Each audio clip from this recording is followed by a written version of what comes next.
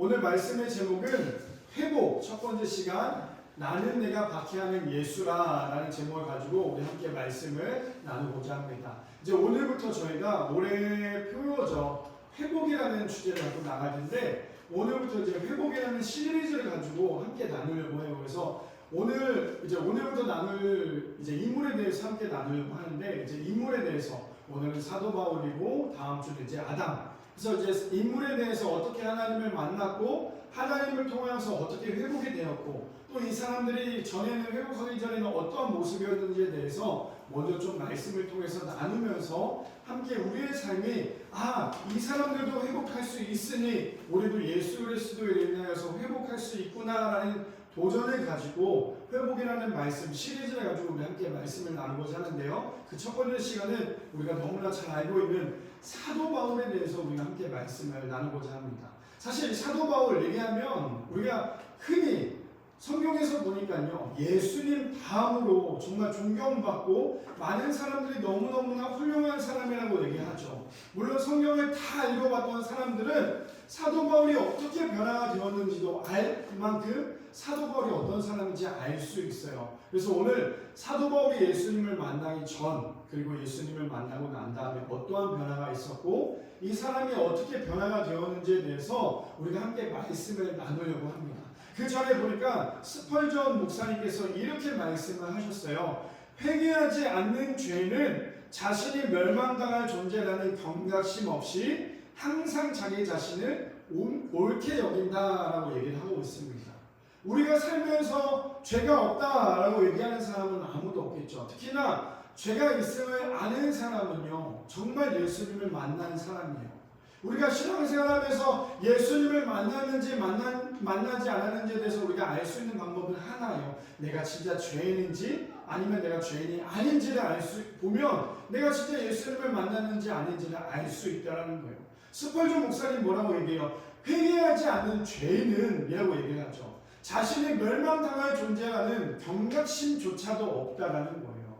그러니 우리가 살면서 나는 예수님을 믿고 있으니 나는 의인이요 나는 회개하지 않아도 되요가 아니라 우리는 예수님 안에서 죄인이기에 날마다 회개할 수밖에 없다라는 거예요.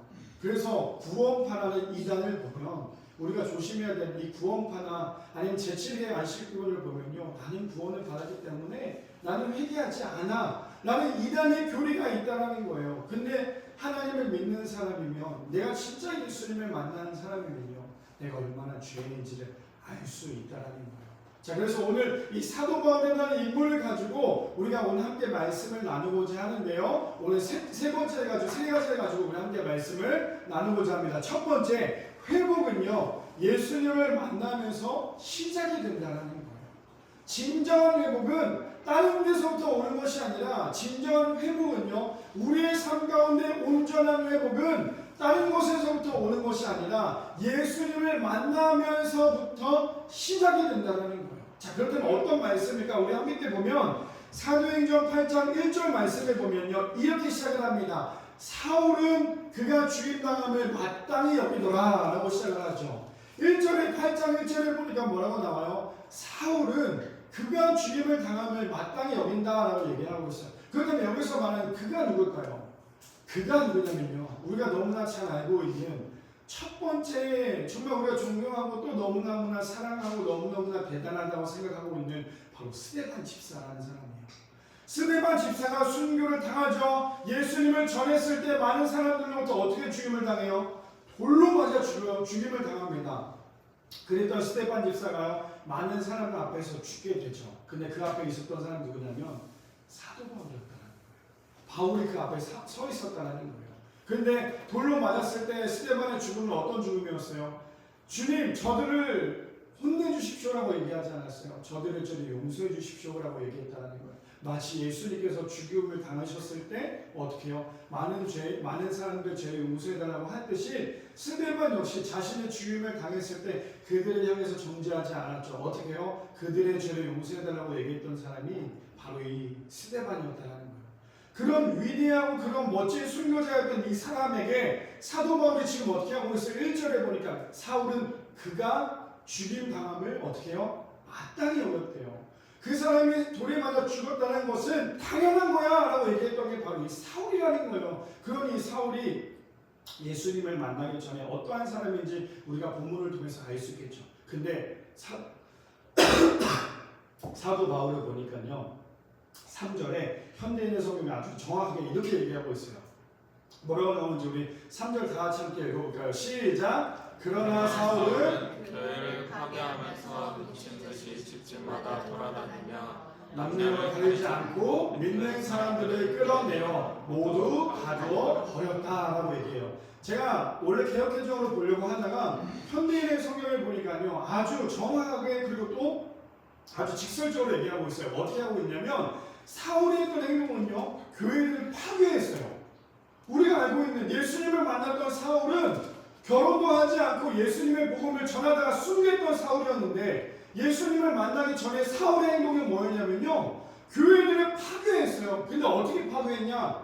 뭐라고 얘기해요? 미친 듯이에요. 발광하면서 교회들을 어떻게 하면 교회들을 빨리빨리 파괴할 수 있을까라고 얘기했던 게 이 사도 바울의 모습이었다는 거예요.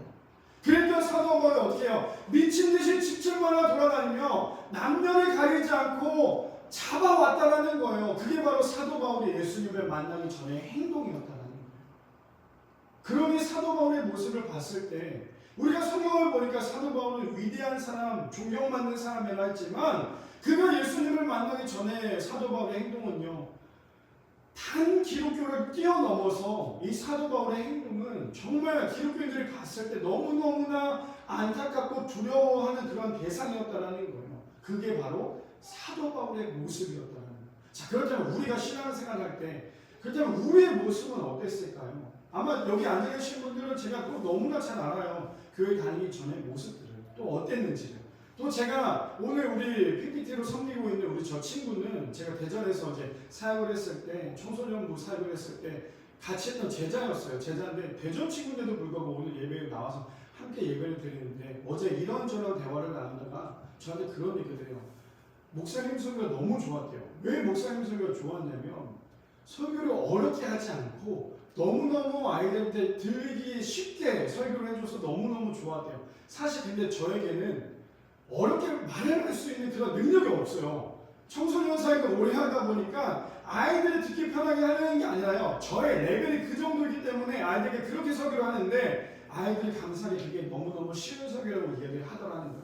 무슨 말을 하고자 하냐면 주님을 만나기 전에 우리의 모습들 사실 어떻게 보면 얼마나 형편없었겠어요. 얼마나 세상적이었겠어요. 얼마나 하물며 교회 다니는 사람을 향해서 손가락질했던 게 예수님을 만나기 전의 사람이었다면요, 예수님을 만나고 난 다음에 어떻게 변화가 되냐면 이제 시작이 되는데, 오늘 본문 사도행전 9장 1절에서부터 9절에 보니까 사도 바울이 예수님을 만나는 과정이 나오는데 이렇게 나옵니다. 9장 1절 볼까요? 이렇게 나오죠. 사울이 주의 제자들에 대하여 여전히 위협과 살기가 등등하여 대제사장에게 가서라고 얘기합니다. 지금 9장 1절에 보니까 사울은 아직까지도 어떻게 하고 있어요? 예수님을 만난 사람들, 예수님의 말씀을 전하는 사람들을 향해서 어떻게 하고 있어요?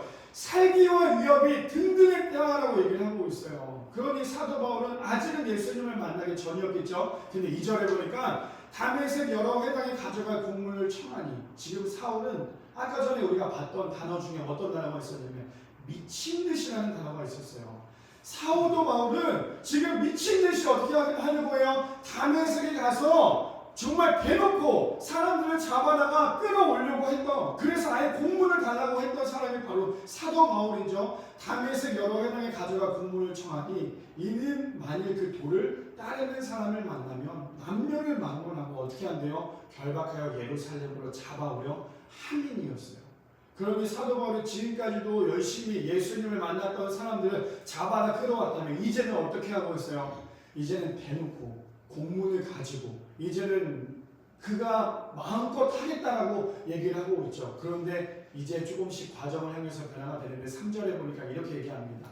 사울이 길을 가다가 다메섹에 가까이 이르더니 호련히 하늘로부터 빛이 그를 둘러 비치는지라고 얘기하고 있어요. 사울이 지금 어떤 상황이에요? 길을 열심히 가고 있어요. 어디를 하고 있어요? 지금 어디까지 왔어요? 다메섹까지 왔어요. 근데 우리가 여기서 알아야 될 거, 그냥 다메섹 다메섹 많이 들어봤죠? 예수님을 만났던 다메섹 도상. 근데 예루살렘, 사도 바울이 출발했던 예루살렘부터 다메섹까지 거리가 얼만큼 되시는 줄 아세요? 무려 240km나 돼요. 240km나 되는 그 거리, 아마 여기에서 대구 전까지 가는 거리가 그 정도 되겠죠? 근데 그 정도 가는 거리를 사도 바울이 했던 행동은 뭐예요? 지금 예수님을 만나는, 예수님을 전하는 사람들을 잡아 죽이기 위해서 240km나 되는 그 거리를 가고 있다라는 거예요. 근데 어떻게 돼요? 다메섹까지 거의 다 도착할 무렵이었어요. 근데 그때 누가 등장을 하냐? 예수님의 음성이 이 사도 바울을 완전히 휘어 감습니다. 저는 이 말씀을 준비하면서 어떤 마음이 들었냐면요, 우리의 때와 우리의 시간과 하나님의 시간은 완전히 다르다는 거예요. 사실 신앙생활 하다 보면 굉장히 힘들 때가 언제냐면요, 하나님, 내가 기도할 때 빨리빨리 응답이 되면 얼마나 좋겠어요. 하나님, 내가 이게 필요해요. 하나님, 내가 이게 너무너무 소중하고 내가 너무너무 귀해요. 내가 아픈 게 있는데 이 아픈 것들이 빨리빨리 치료가 됐으면 좋겠어요. 우리가 기도를 얼마나 열심히 해요. 근데 그때 바로 응답이 되면 너무너무 할렐루야겠죠. 근데 그때 당시 바로 응답이 되지 않을 때가 있어요. 정말 어디까지 가냐면 완전히 위에서 떨어져서 땅바닥에 떨어질 만큼 추락할 때까지 하나님께서 우리를 때로는 훈련시킬 때가 있다는 거예요. 하나님 왜 안 돼요? 하나님 왜 안 돼요? 하나님 이거 가능하시잖아요. 하나님은 전지전능하시잖아요. 우리가 하나님을 원망하면서 기도하지만 그 기도가 응답이 안 될 때가 있다는 거예요. 근데 희한한 건 내가 다 내려놨어요. 내가 아무것도 할 수 없고 내가 두 손 두 발 다 듣고 기꺼냈을 때 하나님, 나는 할 수 없네요. 하나님, 날 그냥 죽여주세요. 내가 이렇게 기도할 때 하나님은 그때부터 나를 통해 일하시더라는 거예요. 근데 지금 사도 바울이 했던 행동은 뭐예요? 다메섹까지 왔어요. 240km가 넘는 그 거리를 걸어왔다는 거죠. 그러면 사도 바울이 지금 어떤 마음이겠어요? 만약에 제가 사도 바울이었다면 저는 이제 다 왔다. 이제 예수 믿는 사람을 내가 다 잡아 쳐낼 거야. 내가 그래서 아주 사람들로부터 존경받는 사람이 될 거야. 아마 이런 마음이겠죠. 이런 마음으로 왔을 거예요. 240km 오면서 얼마나 묵상하면서 왔겠어요. 내가 예수 믿는 사람 무조건 쳐낼 거야.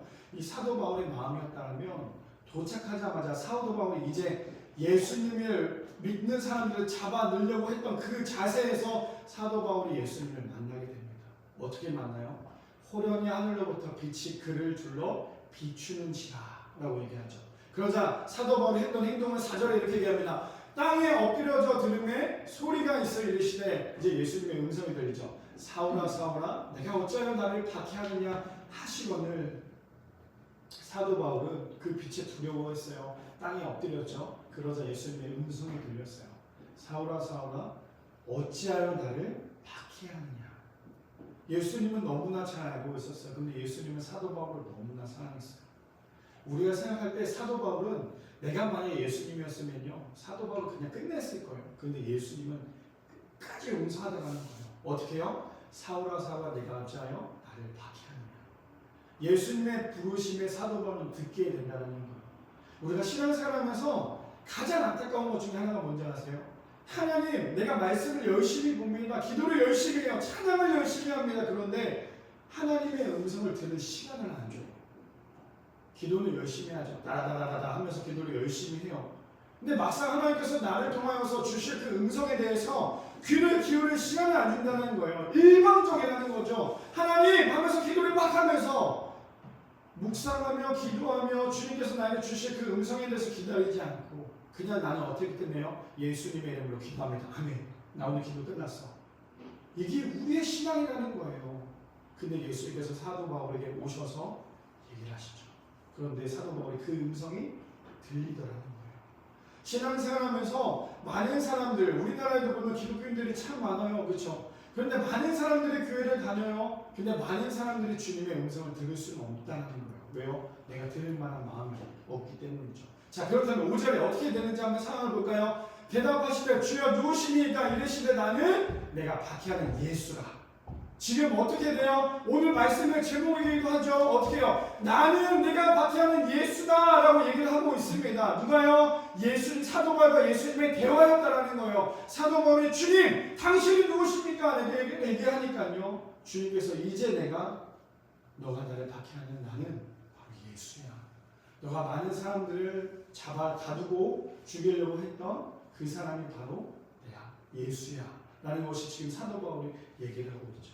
그러면서 예수님이 그걸로 끝나시지 않았어요. 사도 바울이 바로 사명을 주시는데 6절에 보니까 너는 일어나 시내로 들어가라. 내가 행할 것을 내가 이를 자가 있느니라 하시니 같이 가던 사람들은 소리만 듣고 아무도 보지 못하여 말을 못하고 서 있더라 라고 얘기하고 있어요. 그래서 신앙은요, 내가 교회만 왔다 갔다 한다고 해서 신앙이 아니에요. 신앙은, 진짜 신앙은요, 내가 하나님의 뜻대로 살아가는 거예요. 자, 그렇다면 우리가 이렇게 하나로 정리해볼까요? 신앙이 무엇일까? 신앙은 내가 교회만 열심히 다닌다고 해서 신앙생활이 아니라요. 신앙은 내가 하나님의 뜻대로 살아가는 거예요. 하나님의 뜻대로 살아가는 것이 진짜 신앙이라는 거예요. 근데 우리가 교회를 마치 종교생활 하듯이 주일이니까 아침에 일어나서 교회 왔다 갔다 하고 또 예배 끝나고 난 다음에 문을 열고 세상에 나갔을 때 세상 사람들과 똑같은 행동을 하고 있다면 그건 진짜 신앙인이 아니라는 거예요.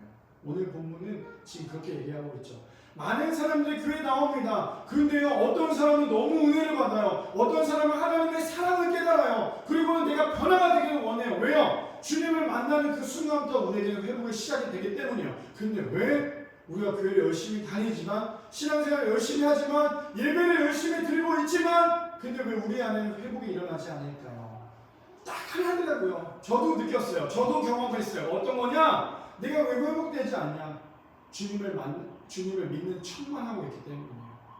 교회만 다니고 있는 척만 하고 있기 때문이에요. 예수님이 나의 구세주이심을 믿는 척만 하고 있기 때문에 우리가 회복되지 않아요. 근데 내가 진짜 예수님을 나의 구세주라고 믿는 그 순간부터 우리의 삶은 회복이 돼요. 어떠한 회복이 되냐? 내 삶의 반대가 되어버리는 거예요. 지금까지 살아왔던 그 삶이 완전히 반대가 되는 삶이 되어버리는 거예요. 그게 바로 진짜 주님을 만난 회복이라는 사실이죠. 자, 계속 연결해볼까요? 8절부터 보니까 이렇게 얘기합니다. 사울의 땅에서 일어나 눈을 떴으나 아무것도 보지 못하고 사람들의 손에 끌려 다메섹으로 들어가서 지금 어떤 상황이에요? 예수님의 음성을 들었어요. 지금 완전히 발에 깔려 있었죠. 근데 사울은 지금 자신의 눈이 보이지 않아요. 어떤 것도 보이지 않아요. 그러고 난 다음에 어떻게 사울을 만들어냈냐면 9절에 보니까 사흘 동안 보지 못하고 먹지도 마시지도 아니하는지라. 우리 성도님들 금식 해보셨어요? 저는 금식을 해봤어요. 3일이라는 금식을 2번이나 해봤어요. 저도 한 40일 금식을 하면 얼마나 능력이 나타나겠지만 근데 그 금식도요, 내가 나를 위해서 하는 금식을 그거 그냥 굶는 거예요. 그렇지만 진짜 금식은 내가 주를 위해서 굶는 거예요. 근데 굶어보시면 아시다시피 이 음식에 대한 냄새가 되게 예민해져요. 근데 저는 금식에 대해서 이렇게 생각을 해보면 좋을 것 같아요. 진짜 진정한 금식은 나의 모든 것을 싹 비워내는 거예요. 싹 비워내고 예수님으로 인하여서 예민해지고 예수님의 향기로 인하여서 우리가 민감해지는 거예요. 그게 나는 진정한 금식이라고 생각을 해요. 근데 지금 어떠한 상황이냐면 지금까지 사도 바울의 마음은 어땠어요? 예수를 믿는 사람들을 잡아넣겠다. 얼마나 안타까운 마음이었어요. 근데 그 사도 바울을 예수님께서 어떻게 만드셨냐면 눈이 보이지 않게 했어요. 사도 바울 아시죠? 금수저였어요. 배운 거 많은 사람이었다는 거죠. 근데 그 사도 바울은 사람들의 손에 이끌려 가지 않으면 걸을 수 없게끔 만들었어요. 사람을 의지하게끔 만들었다는 거. 근데 그걸로 끝난 게 아니에요. 사도 바울 9절에 보니까 사흘 동안 보지도 먹지도 못하게 만든 것이 예수님께서 사도 바울을 만들었다는 거예요. 그러니 얼마나 힘들었겠어요. 얼마나 괴로웠겠어요. 보지도 못하고 먹지도 못하고 마시지도 못한다는 것은요, 나는 이제 죽었다예요. 예수님께서 진짜 우리를 사용하시고자 한다면 우리를 이렇게 만들어 간다라는 거예요. 내가 나는요, 내가 주님을 위해서 이렇게 할 거예요. 내가 주님을 위해서 이런 사명을 감당할 거예요. 말은 휘황하게 잘하지만 막상 내가 죽지 않는다면 주님께서 우리를 그렇게 만드신다는 거예요. 우리 그런 말 많이 듣죠. 내가 주님께 사용받기 위해서 내가 준비가 되어야 돼. 준비가 돼서 주님께 사용되면 얼마나 좋아요. 근데 내 생각에는 나는 이만큼 준비가 됐다 하지만 주님께서 그 마음이 맞지 않는다면 주님께서 사용하시기 편하게 우리를 만들어 가시더라는 거예요. 지금 사도 바울은 나는 아무것도 할 수 없어요. 나는 아무것도 할 수 없습니다. 지금 두 손들만 들고 있는 것이 이 사도 바울의 마음이라는 거죠. 자, 오늘 첫 번째 주제가 뭐였어요? 진정한 회복은 예수님을 만나면서 진짜 시작이 된다는 것. 그렇다면 우리 성도님들 예수님을 진짜 만나셨나요? 진짜 만나서 회복의 시작을 시작하고 계신가요? 제가 왜 말씀을 이걸로 시작을 했냐면 이제 앞으로 우리가 매주마다 회복에 대해서 말씀을 나누겠지만 진짜 회복은 주님을 만나고부터 시작이라는 거예요. 내가 물질이 없어서 건강이 없어서 건강이 다시 찾아와서 물질이 회복이 된다고 해서 회복이 아니라 진짜 회복은 내가 없어도 주님을 만났다는 것, 내가 힘들어도 주님을 만났다는 것, 이것이 진정한 회복이라는 사실을 기억하는 우리 모두가 되기를 소망합니다. 자, 두 번째로는 그렇다면 회복이 또 어떤 것이 있을까요? 이렇게 얘기합니다. 세상은 좋은 방법을 찾지만 하나님은 좋은 사람을 찾는다라고 얘기를 해요. 제가 이걸 어디서 따왔냐면 에제라 바운드라는 이 시인이 얘기했던 말인데요. 이 시인이 이렇게 얘기하고 있어요. 세상은 좋은 방법을 찾지만 하나님은 좋은 사람을 찾는데요. 우리가 살아가면서 보니까 진짜 그렇잖아요. 세상에 일을 할 때 보면 좋은 방법을 어떻게 하면 찾지만 하나님은 왜 좋은 방법을 찾지 않을까요? 하나님은 다 알아요. 그러니 하나님께서 방법보다는 사람을 찾아서 사람을 세워서 사람을 통해 일하시는 거예요. 제가 저번 주에도 설교 때 말씀드렸죠. 진짜 부흥은 뭐예요? 인원이 많은 거 부흥, 이것도 부흥이겠죠. 하지만 진짜 부흥은요, 한 사람이 변화되는 거예요. 우리가 알고 있는 예수님의 제자 훈련은요, 많은 사람들이 예수님을 쫓아오는 것도 중요했죠. 근데 더 중요한 건 예수님의 제자들 한 사람 한 사람이 변화돼서 그 제자들을 통해서 복음을 전하는 것, 이게 진정한 제자 훈련의 모습이었다는 거죠. 자, 그렇다면 세상은 좋은 방법을 찾지만 하나님은 좋은 사람을 찾는다면 어떤 것이 있는지, 이제 예수님께서 한 사람을 선택해서 사용하시는데 이렇게 합니다. 사도행전 9장 10절에서 19절 말씀해 볼게요. 10절에 보니까 이렇게 얘기해요. 그때의 다메섹에 아나니아라는 제자가 있더니 주께서 환상 중에 불러 이르시되 아나니아야 하시거늘 어찌하여 주여 내가 여기 대답하여되 주여 내가 여기 있나이다 라고 얘기하고 있어요. 지금 환상 중에 만나죠. 그러면서 아나니아를 부릅니다. 그러자 11절에 이렇게 얘기하죠. 주께서 이르시되 일어나 직가라 하는 거리로 가서, 저기는 직가라는 데가 어디예요? 다메섹에 있는 마을을 얘기하고 있죠. 직가라는 데 가서 유다의 집에서 다섯 사람, 이 사울이라는 사람을 찾아라. 그가 지금 하고 있는 게 뭐예요? 기도하고 있다는 거예요.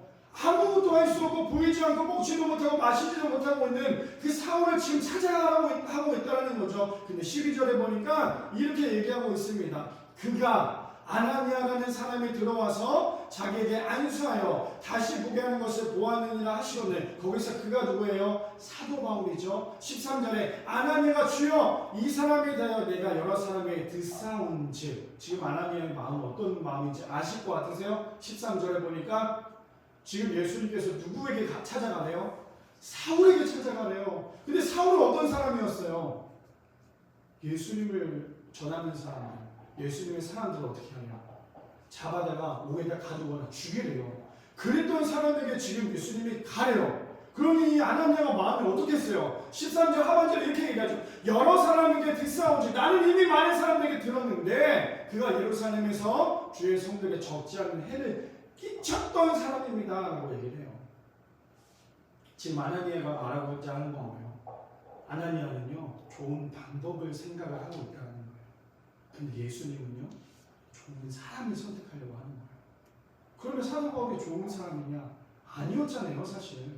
근데 예수님께서 사울을 어떻게 변화시키려고 하냐면, 예수님께서 사울을 이렇게 변화시키려고 준비를 시키는데요. 14절에 보니까 이렇게 얘기합니다. 여기서도 주의 이름을 부르는 모든 사람의 결박한 권한을 대제사장에게 받았나이다 하거늘, 지금 아나니아가 뭐라고 얘기해요? 예수님께, 아니 주님, 지금 이 사울은요 여기서도 주의 이름을 부르는 모든 사람들을 결박할 권한, 어떻게 아예 대놓고 예수님을 믿는 사람들 잡아다가 오게 가두려고 했던 사람이 지금 이 사울인데요. 주님, 그런데도 내가 가야 되나요? 지금 얘기하고 있죠. 근데 주님께서 15절에 보니까, 우리가 아마 정말 말씀을 보면서 이 15절은 정말 많이 들었을 거예요. 그렇죠? 이렇게 얘기하죠. 주께서 이르시되, 뭐라고 얘기해요? 가라. 가. 예수님은 지금 따지고 있는 아나니에게 그래? 설득하고 있는 게 아니에요. 예수님은 그들의 이 가나니에게 설득하는 게 아니라 뭐라고 말씀하세요? 명령을 하시는 거예요. 가! 왜요? 지금 주님께서 모든 것을 다 준비하고 계시기 때문이에요. 우리가 신앙생활하면서 가장 힘든 게 바로 이건 것 같아요. 순종. 주님, 내가 이거를 위해서 기도하고 준비하고 있는데요. 하나님 이게 안 될 것 같아요. 이거는 우리의 믿음이잖아요. 근데 주님께서 가. 근데 우리가 그거에 대해서 갈등할 때가 있어요. 내가 이거를 하면 손해볼 수도 있는데, 내가 이거를 하면 잘못될 수도 있는데, 근데도 불구하고 주님께서 잠깐만 가래요. 제가 사실 개척을 준비하면서 어떤 마음이 있냐면 정말 많은 마음이 있었어요. 하나님, 나 개척을 준비하는데 어떻게 처음에 너무 성령 충만했어요. 개척만 하면 될 것 같다는 생각이 들었어요. 근데 시간이 지나면 지날수록 자꾸만 10년 전에 그 마음이 또 다시 저에게 오는 거예요. 그래서 마음이 또 너무 아팠어요. 그래서 하나님 이걸 어떻게 해요? 너무 두려웠어요. 그러다 이제 저희 아내에게 이제 저희 아내가 금요 기도를 끝나고 저한테 얘기를 하는 거예요. 내가 얘기했죠. 오늘 기도를 했대요. 그래서 어떤 기도를 했는데? 그랬더니 저한테 그런 얘기를 하는 거예요. 저 사실 걱정했거든요. 아, 나는 개척을 좀 다음에 했으면 하는 마음으로 기도했을 것 같아서 제가 걱정을 했는데 저희 아내가 뭐라고 했냐면 아니 내가 오늘 금요 기도회 때 이런 기도를 했어. 그래서 어떤 기도? 하나님 담대함을 주십시오 라는 기도를 했다고 저에게 얘기를 하는 거예요. 저는 그거 가지고 저희 아내에게 들은 그 이야기를 듣고 개척하기 전날까지 아니 어쩌면 지금도 하고 있죠. 하나님 담대함을 주십시오. 하나님의 사랑을 감당하는 데 있어서 하나님의 사명을 감당하는 데 있어서 주님 저에게 담대함이 부족합니다. 담대함을 주십시오라고 기도하고 있다는 거예요. 근데 지금 아나니아가 어떻게 하고 있어요? 자기가 생각할 때는 좋은 방법을 찾다 보니까 자꾸만 그거에 대해서 주님께 따지고 있죠. 근데 주님은 그렇지 않았어요. 뭐라고 얘기해요? 가라. 그곳에 가라. 가면 내가 모든 걸 준비해 놓을 거야. 전 바라기는 우리 모든 성도님들에게 그런 믿음이 있기를 소망합니다. 주님이 가라고 하면요. 그거에 대해서 따지지 마세요. 저는 개척 사실 쉽지 않죠. 아직도 많은 사역자들이 또 제 주변에 있는 분들이 저에게 하는 말이 뭐냐면요. 개척하면 죽어. 개척하기 힘들어. 돈도 없잖아. 얼마나 어렵겠어. 개척을 뭐하러 하려고 그래. 부교육자하면 사역만 할 수 있잖아. 사실 저에게 마지막 소원이자 기도 제목이 뭔지 아세요? 사역만 하는 거예요.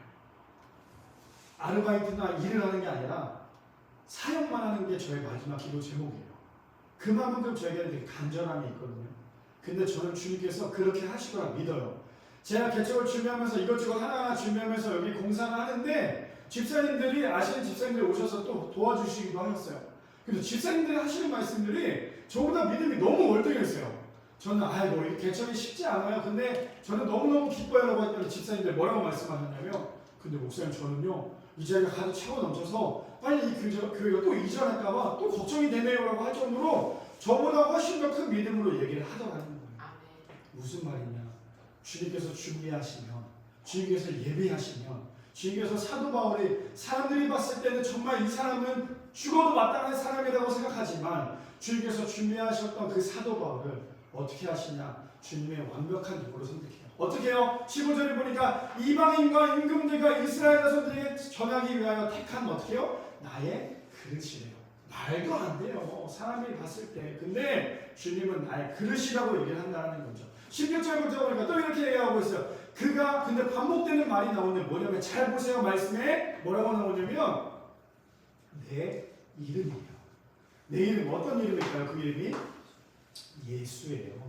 예수님이 이미 준비를 했다는 거예요. 16절에 그가 내 이름을 위하여 얼마나 고난을 받아야 할 것을 내가 그에게 보이리라 하시니 아나니아가 떠나 그 집을 들어가서 그에게 안수하여 이르되 형제 사울아 주고 내가 오는 길에서 나타나셨던 예수께서 나를 보내어 너로 다시 보게 하시고 성령으로 충만하게 하신다 하니 아나니아는 뭐하고 있어요? 예수님의 말씀에 순종했다라는 거예요. 그러니 안수했더니 사도 바울이 안수를 받자마자 어떻게 돼요? 성령 충만한 사람이 되었다는 거예요. 사도 바울의 인생은 완벽하게 변했어요. 사람은 바꿔서 쓰는 게 아니래요. 사람은 변하지 않는데요. 근데 예수님은요, 변하지 않는 사람을 변화시키는 능력이 있다는 거예요. 자, 계속 볼까요? 18절부터 19절. 근데 18절에 보니까 첫 번째 등장하는 단어가 뭐예요? 즉시예요. 어떻게 돼요? 아나니아가 사도 바울에게 안수하니까 그 전에 사도 바울은 3일 동안 보이지도 않고 먹지도 못하고 마시지도 못했던 아무것도 할 수 없었던 그 사도 바울의 모습에 아나니아가 안수를 하니까 근데 아나니아에게 능력이 있어서 그게 나타났을까요? 아니죠. 주님께서 아나니아를 통해서 능력을 주셨죠. 안수를 하니까 어떻게 돼요? 즉시 사도 바울의 눈이 밝아졌다. 비늘이 벗겨져 다시 보게 된지다. 그리고 난 다음에 사도 바울이 했던 게 뭐예요? 세례를 받습니다. 그리고는 어떻게 해요? 음식을 먹음에 강건하여 집니다. 사울이 다메섹에 있는 제자들과 함께 며칠 있으세라고 얘기합니다. 이 말씀을 좀 종합해보면 이거죠. 나 같은 사람도 하나님께서 사용하실까? 우리 참 그런 거 고민 많이 하잖아요. 하나님 나처럼 이렇게 부족한 사람도 하나님께 사용하실까요? 사실 우리 여기 아버지도 계시고 장모님도 계시고 우리 청년도 있지만 사실 저는 학창시절 때 공부를 그렇게 잘하지는 않았어요. 정말 우리 아버지한테 성적표를 한 번도 보여드린 적이 없지만 정말 그만큼 공부를 못했어요. 근데 어제 제가 말씀드렸죠. 제 제자가 찾아와서 저에게 얘기했다고. 저는 목사님의 그 간증에 목사님이 공부를 못했다는 거에 대해서 은혜를 받았대요. 왜 그러면 그거에 대해 은혜를 받았냐? 그렇게 쉽게 설교를 할 수 있다는 게 설교 쉽게 해주실 수 있다는 게 청소년에게는 도전이 됐다라고 얘기를 하는 거예요. 그러니 저 같은 사람이 주님께서 쓰시고자 할 때 과연 나 같은 사람이 어떻게 하나님께서 쓰시고 하는 목회자가 될 수 있을까? 얼마나 고민을 많이 했겠어요. 근데요, 나 같은 사람도 여기 앉아 계신 우리 성도님들도요, 하나님께서 쓰신다는 거예요. 성경을 보니까 수많은 사람들이 나오죠. 이제 앞으로 우리가 인물에 대해서 회복이라는 주였고 나가겠지만 수많은 사람들이 대단했던 사람은 한 명도 없어요. 하나님께서 그들을 사용하셨기 때문에 대단했던 거고 그들이 완벽했던 거예요. 하나님께서 능력을 주셨기 때문이에요. 다윗 능력의 사람이었지만 다윗은 능력의 사람이 아니었죠. 죄도 많이 지었어요. 그러나 하나님께서 다윗에게 능력을 주니까 하나님 마음에 합한 타이틀을 가졌던 사람이 다윗이었다는 거예요. 사도 바울의 삶을 보면요, 사도 바울이 대단했던 것은 세상 사람들이 볼 때는 배운 것도 많았고 가진 것도 많았고 우리가 흔히 말하는 금수저의 삶을 살았던 사람이 바로 이 사도 바울이었다는 거죠. 근데 주님께서요, 그를 사용하시기 위해서 철저하게 완벽하게 깨뜨리셨던 분이 바로 주님이셨다는 거예요. 그래서 주님이 사용하시고자 한다면 우리 모두도 다 사용을 받을 수 있다는 거예요. 그러면 우리가 해야 할 것이 무엇일까요? 저는 딱 하나로 정리하고 싶어요. 바로 순종하는 거예요. 아나니아가 안수를 했을 때 아나니아 능력이 있는 사람이 아니었죠. 근데 아나니아를 통해서 사도 바울이 눈을 떴다는 건 아나니아가 순종을 했어요. 사도 바울이 그동안에 죄를 지었지만 사도 바울이 많은 사람들로부터 인정받을 수 있었던 건 사도 바울이 주님의 말씀에 순종했기 때문이라는 거죠. 바라기는 우리의 삶 가운데 세상 사람들은 좋은 방법을 찾는다면 우리가 아침에 눈을 떴을 때 하나님 오늘도 좋은 방법으로 멋지게 일을 감당하게 해주십시오. 이것도 너무나 귀한 기도지만 하나님 오늘도요 나 같은 사람을 통하여서 많은 사람에게 영향력을 끼칠 수 있는 귀한 하나님의 도구가 되기를 소망합니다라고 기도할 수 있는, 그래서 하루하루가 승리할 수 있는 우리 모두가 되기를 소망합니다. 마지막 세 번째는요, 회복의 증거는 바로 변화라는 거예요. 마지막 세 번째는 회복의 증거는 변화입니다. 우리 사도행전 9장 20절에서 22절에 보니까 이렇게 얘기합니다. 즉시로 각 회당에서 예수가 하나님의 아들이심을 전파하니, 자, 그 전절에 보면 뭐 어떻게 하고 있어요? 사도 바울이 눈을 떴죠, 세례를 받았죠, 음식을 먹었죠, 모든 것들이 회복이 되었어요. 그 다음에 사도 바울이 했던 행동이 뭐예요? 즉시로요. 사도 바울이 성령 충만해지니까 그가 했던 행동은요, 20절에 즉시로 각 회당에서 예수가 하나님의 아들이심을 전파했대요. 저기서 회당에서 전파했다라는 건요, 우리가 흔히 말하는 쉽게 예수를 믿으세요라고 전파하는 게 아니라 유대인들만 바글바글하게 모였던 회당에서, 거기서도 직책이 높은 사람들 앞에서 사도 바울이 말씀을 전파했다라는 거예요. 사도 바울이 그럴 수 있었던 이유가 뭐냐면요, 확신이 있었거든요. 그에게는 예수 그리스도가 자신의 구세주임을 확신이 있었어요. 그러니까 어떻게 해요? 즉시로 각 회당에 갔다라는 거예요. 자, 그렇다면 우리가 진짜 예수님을 만나고 예수님을 믿는 사람이라면 우리가 해야 할 것이 무엇일까요? 내가 받은 사람 흘려 보내야 돼요. 지금 사도 바울이 그걸 했다라는 거예요. 내가 진짜 너무너무 하나님의 사랑을 깨달았고 하나님의 사랑에 대해서 내가 너무너무 버겁다면 그 사랑을 나만 가질 수 없잖아요. 아직도 주변에 믿지 않는 사람을 위해서 전파해야죠. 지금 사도 바울이 그렇게 했어요. 자, 20절에 은혜가 됐던 건 뭔지 아세요? 그 전에 사도 바울의 행동에는 어떤 거였어요? 예수님을 믿는 사람들 잡아 감옥에 거두는 일이었죠. 공문을 가지고 다메섹까지 왔던 게 이 사도 바울의 행동이었어요. 근데 반전이 돼요. 어떻게 해요? 예수님을 전했던 사람들을 오게 가두는 게 아니라 자신이 예수님을 전하는 사람이 되었다는 거예요. 자, 21절에 보니까 근데 그 이야기를 들으니까 얼마나 그 주변에 있던 사람들이 황당하겠어요. 듣는 사람들이 다 놀라 말하되 이 사람이 예루살렘에서 이 이름을 부르는 사람을 멸하려던 자가 아니냐. 여기 온 것은 그들을 결박하여 대제사장에게로 끌어가고자 함이 아니냐 하더라라고 얘기하는 거예요. 사도 바울은 그동안에 예수님을 믿는 사람들 다 오게 가졌다면 지금 이제 사도 바울이 바뀌어서 예수님을 전해요. 그러니 사람들의 마음이 얼마나 당황스럽겠어요. 혹시 저 연기 아니야? 라고 생각했겠죠. 근데 보니까 22절 이렇게 얘기하고 있어요. 사울은 그동안에 사람들이 얘기했던 그거에 대해 사울은 중요하게 생각하지 않았어요. 사울이 했던 행동은요. 사울은 힘을 더 얻어 예수를 그리스도라 증언하여 다메섹에 사는 유대인들을 당혹하게 하니라 라고 얘기했어요. 아까 말씀드렸죠. 세 번째가 뭐였어요? 회복의 진짜 증거는 변화예요. 복음에는 능력이 있습니다. 만약에 복음에 능력이 없다면요, 그거는 가짜 복음이에요. 그러나 복음에는 반드시 변화가 되는 능력이 있다는 거예요. 그래서 성경을 많이 읽는다면, 기도를 하고 있다면, 찬양을 하고 있다면요, 나의 삶의 변화는 당연히 있어야 된다는 거예요. 근데 아직도 이전 것을 버리지 못하고 있다면 그런 거 있죠. 한쪽은 세상을 향해서, 한쪽은 교회를 향해서 있다면 우리는 절대 변할 수 없어요. 기도 많이 하는 거, 말씀 많이 보는 거, 찬양 많이 하는 거 많이 하는데도 불구하고 내가 변하지 않고 있다? 그러면요, 주님의 영광을 위해서 하는 게 아니라 그냥 나를 위해서 하고 있는 거와 그걸 한마디로 말해서 종교인이다라고 하는 거와 똑같다는 거예요. 그래서 진정한 회복은 우리의 삶 가운데 변화가 일어날 수밖에 없다는 거죠. 어떠한 변화입니까? 우리의 삶으로부터 변화예요. 지금까지 내가 살아온 방향에 반대 방향의 변화가 나타날 수밖에 없다는 거죠. 성경을 많이 보고 기도와 찬양을 많이 하면서도 변화가 없다면 그것은 진짜 복음이 아니기 때문이죠. 왜요? 오늘 사도 바울은 예수님을 만나자 그의 삶은 완전히 반대의 삶이 되었기 때문이에요. 당연히 우리 모든 성도님들 우리가 말씀 많이 보는 거 중요하죠. 나 오늘 이만큼 봤어. 너무너무 중요해요. 말씀 봐야 돼요. 하나님 믿는다고 하면서 말씀 일주일에 말씀 한 장도 안 본다면 진짜 하나님 만난 거 아니에요. 하나님 믿는 거 아니에요.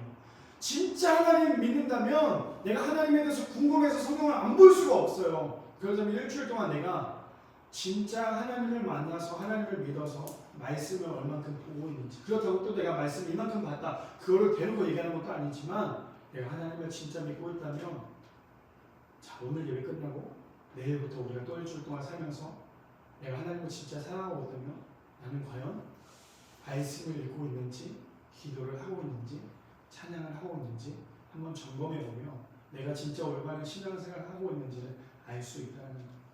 진짜 사랑하는 사람과 함께 있으면요, 그 사람을 위해서 내가 뭐든지 하고 싶잖아요. 그것도 그 사람이랑 뭔가 같이 하고 싶잖아요. 맛있는 게 있으면 그 사람이 생각이 나잖아요. 그게 사람이잖아요. 그게 사랑이잖아요.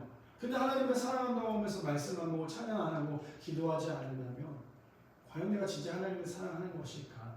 한번 좀 고민해 보았으면 좋겠어요. 그래서 오늘 말씀처럼 진정한 회복은 우리의 삶 자체가 먼저 변화가 이루어져야 한다는 거. 오늘 우리가 함께 찬양하기를 원하는데 찬양의 가사에 보면 이게 있어요. 우리가 너무나 잘 알고 있는 은혜라는 찬양에 보면 가사를 잠깐 읽어드리면 이런 거죠. 1절, 2절에 보면 내가 누려봤던 모든 것들이, 내가 지나왔던 모든 시간이, 내가 걸어왔던 모든 순간이 당연한 것 아니라 은혜였어. 아침에 해가 뜨고 저녁에 노을, 봄의 꽃향기와 가을의 열매, 변하는 계절의 모든 순간이 당연한 것 아니라 은혜였어. 내가 이 땅에 태어나 사는 것, 어린 아이 시절과 지금까지 숨을 쉬며 살며 꿈을 꾸는 삶, 당연한 것 아니라 은혜였어. 내가 하나님의 자녀로 살며 오늘 찬양하고 예배하는 삶, 복음을 전할 수 있는 축복이 당연한 것 아니라 은혜였어. 그래서 우리의 삶은요, 당연한 것 아니라 은혜라는 거예요. 우리 모두 다 이 말씀을 기억하며 이제부터 회복에 대해서 말씀을 나누겠지만 사도 바울이 변했던 것처럼 주님께서 우리의 삶 가운데 함께하여 우리의 삶이 또 변화가 될 수 있는, 그래서 우리의 삶이 온전히 주님을 위해서 변화가 되며 회복이 되어질 수 있는 귀한 우리 모든 성도님 되기를 축복합니다.